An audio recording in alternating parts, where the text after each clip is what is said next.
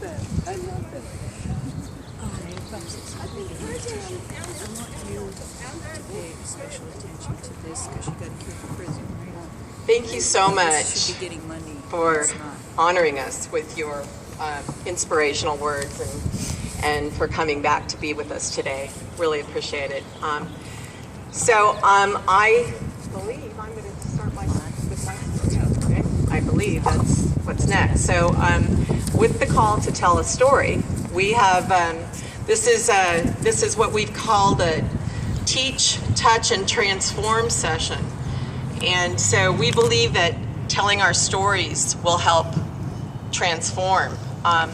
So I'm going to actually pass around a couple of pictures just so you know that the person I'm speaking about is real. He's my son. So I'm going to hand it down to the crowd and let you all pass it around. Thank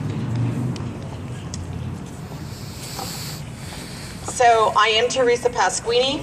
I am the proud mother of a 31-year-old son with schizoaffective disorder who has spent the majority of the past 15 years in California's psychiatric facilities behind locked doors. My son has been hospitalized over 40 times. He has never received whatever it takes, although he was surely a candidate for the often touted full-service partnerships. His failed care is a case study of inhumanity and suffering. Yet California's Mental Health Services Act funds movies and parties instead of parity. My son's first involuntary hold occurred at the age of 15. It was a suicide by cop type event. He was psychotic, high, or drunk and was running from a sheriff deputy, and when caught, he begged to be killed. We received a call that he was being taken to the psychiatric hospital in Walnut Creek, California, which, like many psychiatric hospitals, has since closed.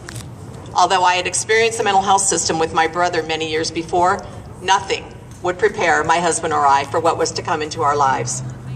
The past 15 years have been a blur of suicide attempts, over 70 involuntary holds, revolving hospitalizations, and a permanent conservatorship, which has lasted for the most of the past 13 years.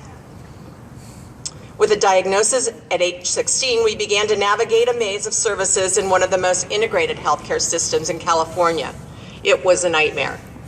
I had been a soccer mom, a room mom, a stay-at-home mom, but I didn't know how to be a mom to a child with a serious psychiatric illness. There is absolutely no way to prepare for the chaos and continuous crisis that this medical illness brings into the family home.